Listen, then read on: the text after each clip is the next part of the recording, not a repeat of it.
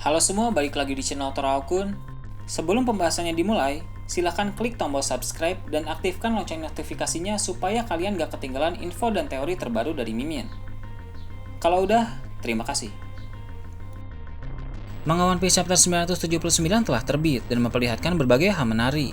Dalam video kali ini, admin akan membahas tentang chapter terbaru ini dengan memberikan pendapat dan juga beberapa teori. Pada awal chapter kali ini, pembaca kembali diingatkan akan sukacita Kurozumi Orochi. Dia menyangka rencana pasukan pemberontak sudah gagal total. Informasi dari Kanjuro membuat Orochi bisa mengambil langkah untuk menggagalkan aksi pasukan pemberontak. Di luar dugaan Orochi, penyerangan pasukan pemberontak masih tetap berjalan. Hal itu karena ada dua faktor yang berperan penting. Yang pertama, kebodohan Kinemon yang salah membaca petunjuk justru mendatangkan keuntungan bagi mereka. Yang kedua, ada peran Denjiro yang menyamar sebagai Kyoshiro. Dengan bantuan Denjiro, jumlah pasukan pemberontak yang siap bertempur menjadi bertambah. Sekarang, pasukan pemberontak telah memasuki Pulau Onigashima. Mereka juga bersama suku Ming serta 3 kelompok bajak laut. Demi melancarkan aksi penyerangan yang terstruktur, pembagian tugas dilakukan. Kinemon memimpin satu regu yang menjadi pasukan timur. Denjiro alias Kyoshiro memimpin satu regu yang menjadi pasukan selatan. Jumlah keseluruhan pasukan mencapai lebih dari 5.000 orang. Ada juga bajak laut hati yang membawa beberapa samurai. Mereka menyelam dengan kapal selam dan akan muncul di bagian belakang kastil Kaido. Sedangkan, bajak laut topi jerami dan bajak laut Kid menjadi dua umpan di garis depan. Karena mau bagaimanapun, dua kelompok bajak laut ini pasti akan maju duluan. Mereka memang menyerbu dari jalur yang berbeda, namun tujuan utama tetap satu, yaitu kastil tempat di mana Kaido dan Orochi berada. Berkat penyamaran mereka, kubu lawan belum ada yang sadar akan keberadaan musuh. Peran penting Kinemon dalam membuat kostum bajak laut hewan buas sangat bagus. Sementara itu, Kanjuro yang menyandra Momonosuke masih belum bertemu dengan Orochi. Alasannya, Kanjuro baru pertama kali ke Onigashima, sehingga dia tidak tahu di mana tempat Orochi berada. Para anak buah Kaido juga masih menganggap Kanjuro sebagai musuh. Oleh karena itu, Kanjuro harus sangat hati-hati dalam langkah.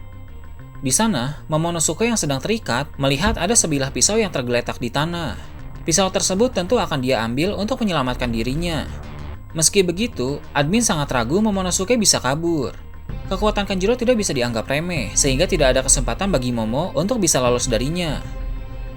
Namun, admin punya teori akan ada orang-orang yang menyelamatkan Momonosuke. Orang-orang itu adalah Nekomamushi, Marco, Izo, dan para mantan komandan divisi bajak laut Shirohige. Mereka akan segera muncul di Wano Kuni, tepatnya di Pulau Onigashima. Alasannya adalah, sudah sejak lama Marco menolak ajakan Nekomamushi untuk datang ke Wano Kuni, tepatnya dalam manga chapter 909. Tapi, Nekomamushi belum juga tiba di Wano Kuni. Dia benar-benar terlambat dari waktu yang seharusnya. Nah, di balik keterlambatan itu, pasti ada penyebabnya. Menurut admin, Nekomamushi sedang mengumpulkan para komandan divisi bajak laut Shirohige, termasuk Izo. Orang yang memberitahukan informasi keberadaan mereka tentu adalah Marco. Wano Kuni merupakan kampung halaman Izo, bahkan di sana dia memiliki adik yang bernama Okiku.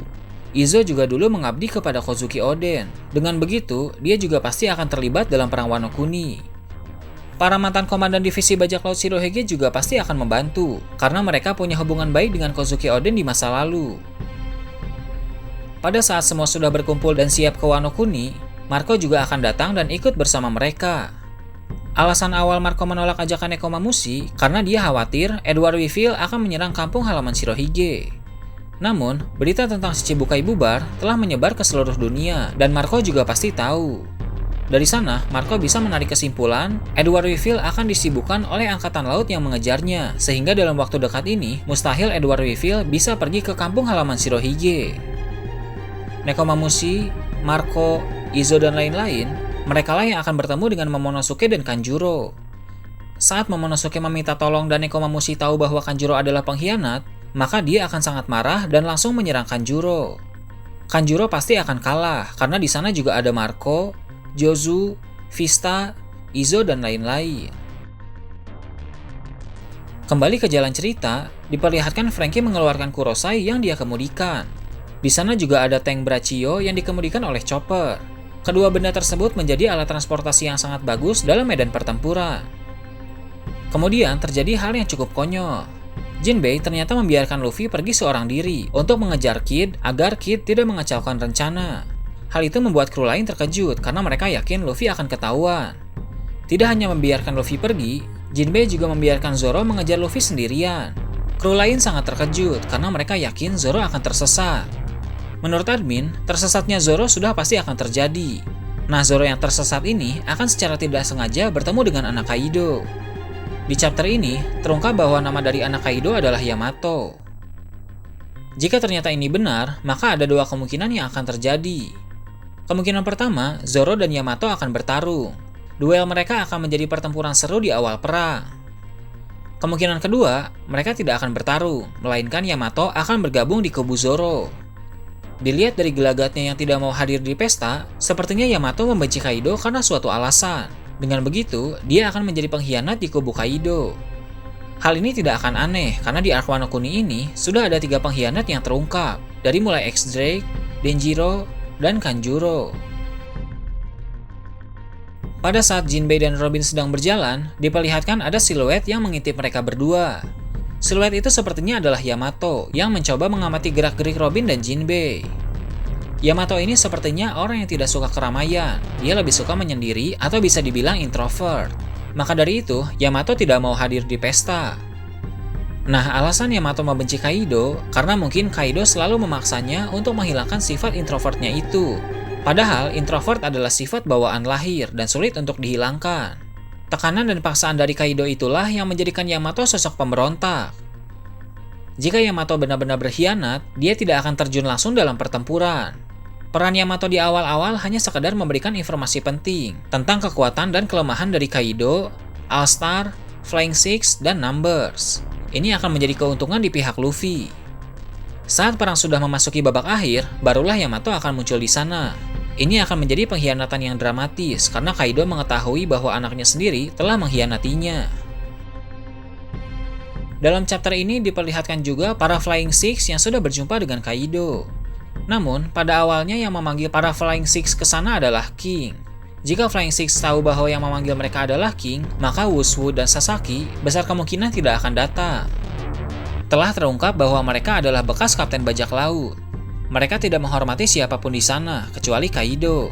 Mereka juga sangat ingin mendapatkan posisi All-Star. Kaido bilang mereka boleh menantang All-Star asalkan bisa membawa Yamato ke dalam pesta.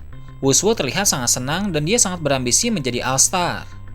Melihat peraturan seperti ini, sepertinya kejadian perebutan posisi bukanlah hal baru dalam bajak laut hewan buas. Dan pasti di masa lalu, perebutan posisi All-Star telah terjadi. Dilihat dari senioritas antara Jack, Queen, dan King, sepertinya Jack adalah All-Star yang paling baru. Dia adalah mantan Flying Six sebelum X-Drake. Alasannya adalah, dalam kilas balik penyerangan Kastil Oden 20 tahun yang lalu, ada siluet mirip Jack yang berdiri di samping siluet King dan Queen. Namun, itu ternyata bukan Jack. Telah terungkap dalam databook Fever Card, usia Jack sekarang baru 28 tahun. Artinya, penyerangan 20 tahun yang lalu Jack masih seorang bocah berusia 8 tahun. Tidak mungkin yang ada di siluet itu adalah Jack, karena bentuk tubuhnya sangat besar, tidak seperti bocah umur 8 tahun. Mungkin sebelumnya ada All-Star lain yang memakai nama Jack, karena dalam bajak laut hewan buas banyak memakai terminologi permainan kartu. Nah, pada masa lalu, Jack yang sekarang ini pernah menantang Jack yang lama. Orang ini pun menang, sehingga Jack yang lama tewas dan posisinya digantikan dengan Jack yang baru ini. Pada saat Flying Six menghadap Kaido, muncul headliner bernama Bao Hua yang memegang daftar rangkaian kegiatan di pesta kali ini. Rangkaian kegiatannya seperti ini. Queen sedang memandu musik Golden Kagura di panggung, yang mana setelah itu, semua All-Star harus berkumpul dan bersulang bersama Fukurokuju. Kemudian, Kaido dan Orochi akan berpidato di sana. Lalu, kapal bajak laut Big Mom akan segera datang, dan Kaido serta Big Mom secara resmi akan beraliansi. Aliansi itu akan menjadi aliansi terkuat, dan pada akhirnya, Kaido akan menyampaikan pengumuman penting. Pengumuman penting itu berkaitan dengan Yamato. Ada dua kemungkinan apa isi dari pengumuman itu.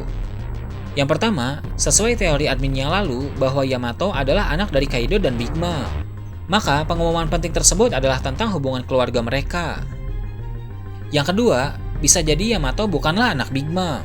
Dengan begitu, pengumuman penting yang dimaksud adalah perjodohan Yamato dengan salah satu anak Big Mom sebagai perekat aliansi. Meski pesta sudah digelar dan Kaido pun telah siap, Big Mom masih belum muncul karena dia sedang mengganti pakaian. Sudah cukup lama sejak Kaido menunggu. Apa mungkin Big Mom diam-diam sedang mencari tahu letak rod poneglyph milik Kaido, agar pada saat ada kesempatan, dia dan anak-anaknya akan mencuri atau minimal menyalin rod poneglyph tersebut. Pada bagian akhir chapter ini, memperlihatkan Luffy yang sedang mencari Kid telah berbaur dengan kru bajak laut hewan buas. Di sana, kru bajak laut hewan buas terlihat membuang sup kacang merah. Mereka juga bilang agar makanan itu diberikan ke warga miskin yang ada di Okobore saja. Luffy teringat Otama yang merupakan salah satu anak miskin di Wano Kuni, yang mana Otama sangat senang apabila mendapatkan makanan yang layak. Namun, kru bajak laut hewan buas malah membuang-buang makanan dan menghina rakyat miskin.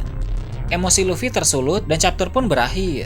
Dari sini menjadi jelas, di chapter depan nanti, Luffy akan menghajar kru bajak laut hewan buas dan membuat keributan. Perang besar di Onigashima pun akan dimulai dengan kekacauan.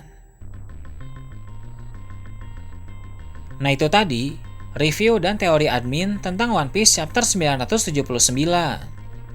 Gimana menurut kalian? Silahkan tulis di kolom komentar di bawah. Oke, segitu aja untuk pembahasan kali ini. Jangan lupa like, share, dan subscribe untuk video menarik selanjutnya.